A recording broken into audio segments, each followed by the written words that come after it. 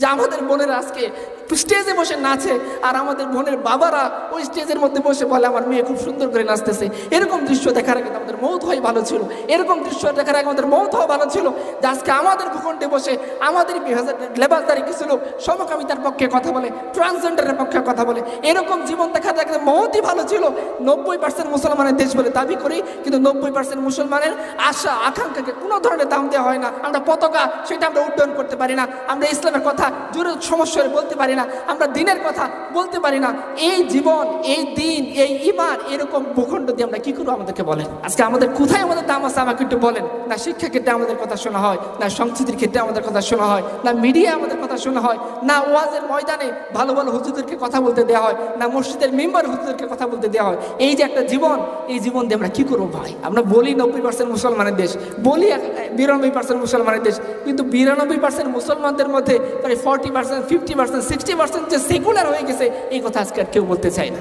আমাদের জীবনের মধ্যে সবচেয়ে দামি জিনিস কোনটা? ইমান, যেটাকে আমরা বলতে পারি হিদায়াত। হিদায়াত নসিব হলে একজন মানুষ ইমানের উপর টিকে থাকতে পারে বা ইমান কবুল করতে পারে। অসুস্থতা, রাসূলুল্লাহ সাল্লাল্লাহু আলাইহি ওয়াসাল্লাম বলছেন, আপনারা জানেন যে মুমিনের কোনো লস প্রজেক্ট নাই। জানেন আপনারা এই হাদিসটা জানেন?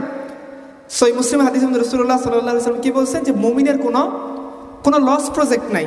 ধরেন মুমিন অসুস্থতার মধ্যে আছে, অসুস্থতায় অবস্থায় থাকলে মুমিনের জন্য কি হয়? খুব গুনাহ হয় নাকি যতক্ষণ সে অসুস্থ অবস্থায় আছে ততক্ষণ সে আল্লাহর কাছে রিওয়ার্ড পাইতে থাকে? কোনটা? পুরস্কার পাইতে থাকে। ইভেন সহিহ বুখারী হাদিসের মধ্যে আসছে যে যদি তার শরীরে একটা কাঁটাও বিদ্ধ হয়, এর বিনিময়ে সে সওয়াব পায় না? সওয়াব পায়। এবং আরেকটা হাদিসের মধ্যে আসছে যে অসুস্থ ব্যক্তির দোয়া ফেরেশতাদের দোয়ার মতো কবুল হয়। আচ্ছা, তার মানে অসুস্থ অবস্থায় থাকা, একটু রুগ্ন অবস্থায় থাকা, দরিদ্র অবস্থায় থাকা, বা সমাজের থেকে একটু স্ট্যান্ডার্ড নিচে থাকা, নিম্নবিত্ত বা আরও নিম্নবিত্ত হয়ে যাওয়া, দরিদ্র হালতে থাকা, অসহায়ত্বের মধ্যে থাকা, মজলুম অবস্থায় থাকা, এগুলো কোনোটাই আমার জন্যে দুঃখের কারণ না, লসের কারণ না। বরঞ্চ আমার জন্য সবচেয়ে বড় লসের কারণ কোনটা? ইমান না থাকা, হিদায়াত না থাকা। আমাদের আম্মাজান, একজন আম্মাজানকে সাহাবীরা জিজ্ঞাসা করছেন যে রাসূলুল্লাহ সাল্লাল্লাহু আলাইহি ওয়াসাল্লাম কোন দোয়াটা তিনি বেশি বেশি পড়তেন? বলেন তো কোন দোয়াটার কথা তিনি বলছেন? কে পারবেন? যিনি পারবেন তার জন্য একটা হাদিয়ার ব্যবস্থা থাকবে আমার তরফ থেকে। বলেন, আপনি আগে হাত উঠেছেন, বলেন। হ্যাঁ বলেন। সাব্বিত কলবি, ঠিক আছে ইনশাআল্লাহ। আমি আপনাকে একটা স্পেশালি হাদিয়ার ব্যবস্থা করবো ইনশাআল্লাহ। তো দেখেন রাসূলুল্লাহ সাল্লাল্লাহু আলাইহি ওয়াসাল্লাম কোন দোয়াটা বেশি বেশি পড়তেছেন? ইয়া মুকাল্লিবাল কুলুব সাব্বিত কলবি আলা দীন। আচ্ছা, আপনারা বলেন যে এটাও কি সম্ভব যে কোনো নবী ইমানের পথ থেকে বিচ্যুত হয়ে যাবে? এটা সম্ভব? সম্ভব না, কারণ নবীদেরকে আল্লাহ তাআলা চুজ করছেন। নবীরা হচ্ছেন চোজেন পারসন। তারা যে ইমান কবুল করবে, ইমান থেকে বিচ্যুত হবেন না, এটা আল্লাহ কর্তৃক নির্ধারিত। এটা কখনোই সম্ভব না। তাহলে আল্লাহ রাসূল সাল্লাল্লাহু আলাইহি ওয়াসাল্লাম এই দোয়াটা কেন বেশি বেশি পড়তেছেন? কেন? তার জন্যে না আমাদের জন্যে? আমাদেরকে শেখানোর জন্য যে দেখো, ইমানের, তোমার জীবনের সবচেয়ে বড় দামি নিয়ামত হচ্ছে ইমান, হিদায়াত এবং ইমানের উপর অটল থাকা। তো তুমি, এবং এইটা এমন একটা গুরুত্বপূর্ণ জিনিস যে দুনিয়ার কোনো মানুষকে আল্লাহ সুবহানাহু ওয়া তাআলা এটা টিকিয়ে রাখার জিম্মাদারি দেন নাই। না এনএসআই এর কাছে আছে, না সিটিটিসির কাছে আছে, না কোনো ইমাম সাহেবের কাছে আছে, না কোনো ইমাম মুয়াজ্জিনের কাছে আছে, না মাদ্রাসার কোনো মুহতামিমের কাছে আছে। সে এইটার একমাত্র কর্তৃত্বের মালিকানা কার হাতে? আল্লাহ তাআলার হাতে। এবং হিদায়াত কে পাবে? এটা কে সেট আপ করেন? আল্লাহ সুবহানাহু ওয়া তাআলা সেট আপ করেন। এবং রাসূলুল্লাহ সাল্লাল্লাহু আলাইহি ওয়াসাল্লাম আরেকটা হাদিসের মধ্যে বলেছেন যে আদম সন্তানের কলব আল্লাহ সুবহানাহু ওয়া তাআলা 2 আঙ্গুলের মাঝখানে। তিনি যখন চান এটাকে কি করেন? ঘুরিয়ে দেন।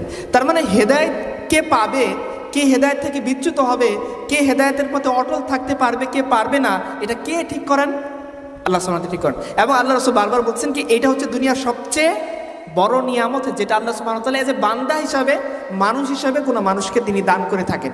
একটা ঘটনা বলি, তাহলে বোঝা যাবে যে ব্যাপারটা আসলে কতটা ফজিলতপূর্ণ বা কতটা দামি। হ্যাঁ, ধরেন আপনারা জানেন রাসূলুল্লাহ সাল্লাল্লাহু আলাইহি ওয়াসাল্লামকে একজন ব্যক্তি ছিলেন যিনি ঈমান কবুল করেননি, কিন্তু তিনি রাসূলুল্লাহ সাল্লাল্লাহু আলাইহি ওয়াসাল্লামকে সাহায্য করেছেন। তার নাম কি? আবু তালিব, রাসূলুল্লাহ সাল্লাল্লাহু আলাইহি ওয়াসাল্লামের চাচা। উনি যেদিন মারা যাচ্ছেন, আল্লাহ রাসূল তো বারবার তার সাথে কথা বলছেনই। তিনি যখন মারা যাচ্ছেন তার অসুস্থ অবস্থায় কুরাইশরা আসে তার সাথে কথা বলতে। কেন আসছে? কুরাইশদের মূল টার্গেট ছিল যে তাকে রাসূলুল্লাহ সাল্লাল্লাহু আলাইহি ওয়াসাল্লাম থেকে বিচ্যুত করে দেওয়া, তিনি যে ঈমান কবুল না করেও রাসূলুল্লাহ সাল্লাল্লাহু আলাইহি ওয়াসাল্লামকে পলিটিক্যাল আশ্রয় দিয়ে রাখছেন, এটা থেকে বিচ্যুত করে দেওয়া, যাতে সে তাকে বলে যে না ঠিক আছে, আমার ভাতিজার সাথে আমার কোনো সম্পর্ক নেই, তোমরা যা খুশি তার সাথে করতে পারো। কারণ তিনি তখনও পর্যন্ত মক্কার সবচেয়ে বয়োজ্যেষ্ঠ নেতাদের একজন। আচ্ছা, তো এই জন্য কাফিররা গেছে যে লাস্ট পর্যন্ত একটু তাশকিল করবে যে যাতে তার সাথে তার ভাতিজার সম্পর্কটাকে ছিন্ন করা যায়। রাসূলুল্লাহ সাল্লাল্লাহু আলাইহি ওয়াসাল্লাম উনিও যখন শুনলেন যে তার চাচার অন্তিম অবস্থা ঘনিয়ে আসছে, তো তিনিও আসছেন। তার চাচার শিওরের পাশে আল্লাহ রাসূল সাল্লাল্লাহু আলাইহি ওয়াসাল্লাম বসা, আবু তালিবের শিওরের পাশে, এবং অপরদিকে মক্কার কুরাইশরা বসা। কুরাইশের টপমোস্ট লিডাররা হাজির, আবু জেহেল, উতবা, শাইবা, ওয়ালিদ ইবনে মুগীরা, এরা সবাই এসছে। এরা সবাই বুদ্ধিজীবী, মক্কার টপমোস্ট মোচওয়ালা বুদ্ধিজীবীদের মতো ওরাও বড় বড় বুদ্ধিজীবী, এবং এদের কারো করে 4টা-5টা পিএইচডি ডিগ্রি আছে। আবু সুফিয়ানের প্রায় 4টা-5টা পিএইচডি ডিগ্রি ছিল। তার মধ্যে একটা পিএইচডি ছিল এরকম যে সে উটের বিষটা থেকে বলে দিতে পারতো এই উট কোন অঞ্চল থেকে আসছে। সে এই নক্ষত্র গ্রহ পর্যবেক্ষণ করে বলে দিতে পারতো, বৃষ্টিবন আবহাওয়াবিদ ছিল আর কি, ফসল কেমন হবে এগুলো বলতে পারতো, কৃষিবিদ ছিল। এরকম কয়েকটা পিএইচডি ডিগ্রি তার কাছে ছিল। ওয়ালিদ ইবনে মুগীরা, সে একদিকে যেমন কূটনীতিবিদ, অপরদিকে সে আবার বড় কবি, এবং রাসূলুল্লাহ সাল্লাল্লাহু আলাইহি ওয়াসাল্লাম সে কথা বলতে গিয়ে সে নিজে ধরা খেয়ে গেছে। আচ্ছা, এরকম তো আছে। আর আবু জেহেলকে তো আবুল হাকামই বলা হইতো। তো মক্কার টপমোস্ট বুদ্ধিজীবীরা গেছে আবু তালিবের কাছে কথা বলার জন্য, শেষ মুহূর্তে তার একটা কথা এখন দলিল হয়ে থাকবে। তো কোনোভাবেই সে যেন তার ভাতিজা মুহাম্মদের দিন দ্বারা প্রভাবিত না হয়, এই ব্যাপারটা কনফার্ম করার জন্য তারা গিয়ে শেষ মুহূর্তে তোমরাকে তশকিল করতেছে। এবং রাসূলুল্লাহ সাল্লাল্লাহু আলাইহি ওয়াসাল্লাম নিজে দাওয়াত দিচ্ছেন, শুধু বলতেছেন দেখুন চাচা, আপনি শুধু একবার বলেন লা ইলাহা ইল্লাল্লাহ, এছাড়া আমি আপনাকে কিয়ামতের দিন সুপারিশ করতে পারবো না। বারবার আল্লাহ যখন বলতেছিলেন, ওই পাশ থেকে আবু জেহেল বলতেছে যে ভারী তো বিপদ, এখন যদি সে দিন কবুল করে ফেলে তো আমাদের তো অবস্থা খারাপ। তো তখন সে আবু তালেবকে উস্কে দেওয়ার জন্য আবু জেহেল বলতেছে যে হে মক্কার সবচেয়ে বয়োজ্যেষ্ঠ সম্মানিত ব্যক্তি, কুরাইশদের মাথার মণি, আপনি কি আপনার মৃত্যুর মুহূর্তে, মৃত্যুর ভয়ে আপনার বাপ দাদাদের ধর্ম ছেড়ে আপনার এই ভাতিজার ধর্ম গ্রহণ করবেন? আবু তালিব এই কথা দ্বারা প্রভাবিত হয়ে গিয়েছে এবং সে আল্লাহ রাসূল সাল্লাল্লাহু আলাইহি ওয়াসাল্লামের দিন কবুল করতে পারেনি।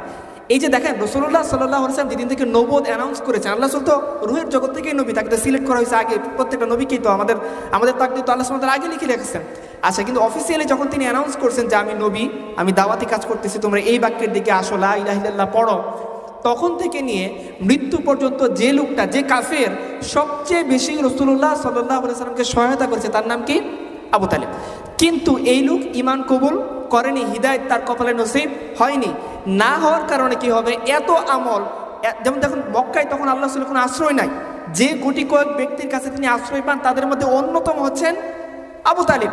কিন্তু এই ব্যক্তি যখন মারা যাবে, আল্লাহ সুবহানাহু ওয়া তাআলা তাকে কোনো রিওয়ার্ড দেবেন না, এবং তার জন্য কি বরাদ্দ থাকবে? জাহান্নামের সর্বনিম্ন শাস্তি। সর্বনিম্ন শাস্তিটা কি? এটা আপনারা জানেন যে পায়ের মধ্যে আগুন লাগিয়ে দেওয়া হবে, জাহান্নামের মাথার মগজ টকবক করে ফুটতে থাকবে, এই সর্বনিম্ন শাস্তি সে পাবে। কিন্তু এটা কি আসলে সর্বনিম্ন? মানে খুব মজার, তাই না? মানে ধরেন মাথার মধ্যে টকবক করতে থাকবে, কফি একটা বসাই দিবেন, কফি ফুটতে থাকবে, আপনি কফি খাইতে থাকবেন, এরকম না? খুব মজার না? মজার না। জাহান্নামের শাস্তি আগুন কত গুণ উত্তপ্ত, দুনিয়ার আগুন হচ্ছে কত গুণ বেশি। তো এই শাস্তি সে পাবে, কিন্তু সে তো সারা জীবন অনেক ভালো ভালো কাজ করছে, কেন সে শাস্তি পাবে? হিদায়াত তার নসিব হয়নি। এবং দেখো রাসূলুল্লাহ সাল্লাল্লাহু আলাইহি ওয়াসাল্লাম যখন মৃত্যুর ওই মুহূর্তে পিরাপিরি করতেছিলেন যে চাচা তুমি একবার বলো লা ইলাহা ইল্লাল্লাহ, একবার বলো, নয়তো আমি তোমাকে কিয়ামতের দিন শাফায়াত করতে পারবো না, আল্লাহর কাছে তোমার জন্য আমি কোনো সুপারিশ করতে পারবো না, বলতে পারবো না যে আমার চাচা তুমি তাকে মাফ করে দাও। তখন ওই মুহূর্তে আবু তালিব ঈমান কবুল করেনি, সে বেঈমান অবস্থায় দুনিয়া থেকে চলে গেছে, তাকে আল্লাহ সুবহানাহু ওয়া তাআলা হিদায়াত দেননি, তার কপালে হিদায়াত লিখে রাখেননি। কিন্তু আবু তালিব এত পরিশ্রম, এত কষ্ট, তিনি আবু তালিব কে ছিলেন জানেন? যে শিয়াবে আবু তালিবের মধ্যে পুরো বনি হাশেম পুত্র প্রায় 3 বছর রাসূলুল্লাহ সাল্লাল্লাহু আলাইহি ওয়াসাল্লামের জন্য আয়না ঘুরেছিলেন। তাদেরকে খেতে দেওয়া হয়নি, পড়তে দেওয়া হয়নি, তাদের সাথে সামাজিক লেনদেন সমস্ত কিছু ছিন্ন করে ফেলা হয়েছিল। ওই মুহূর্তে আবু তালিব ছিল রাসূলুল্লাহ সাল্লাল্লাহু আলাইহি ওয়াসাল্লামের পক্ষের শক্তি, কিন্তু তারপরেও তিনি হিদায়াত পাননি। যখন আল্লাহ সাল্লাল্লাহু আলাইহি ওয়াসাল্লাম বারবার তশকিল করতেছেন চাচা তুমি একবার লা ইলাহা ইল্লাল্লাহ পড়ো, তখন আল্লাহ সুবহানাহু ওয়া তাআলার পক্ষ থেকে আয়াত নাযিল করে তার নবীকে সাবধান করা হইতেছে যে হে নবী, তুমি যাকে চাও তাকে হিদায়াত দিতে পারবা না, তুমি যাকে ভালোবাসো তার কপালে হিদায়ত নসিব হবে না। হিদায়তের মালিকানা একমাত্র আল্লাহ সুবহানাহু ওয়া তাআলার হাতে। তিনি যাকে চান তাকে হিদায়ত দান করেন, তিনি যাকে চান তাকে গুমরাহ করে দেন, তিনি যাকে চান দিনের উপর অটল রাখেন, তিনি যাকে চান দিন থেকে বের করে দেন। কত বড় বড় বুজুর্গ আসছে আর গেছে, কিন্তু অনেকেই ছোট ছোট ফিতনার মধ্যে পড়ে দিন থেকে বিচ্যুত হয়ে গিয়েছে। আবার কত গুনাহগার জীবনের শেষ পর্যায়ে এসে মাঝ বয়সে এসে আল্লাহ সুবহানাহু ওয়া তাআলা দেখা পেয়েছে, তার হিদায়তের সন্ধান পেয়েছে, সে কামিয়াব হয়ে গিয়েছে। আপনারা ফুজাইল ইবনে ইয়াজের কথা জানেন, তিনি ডাকাত ছিলেন।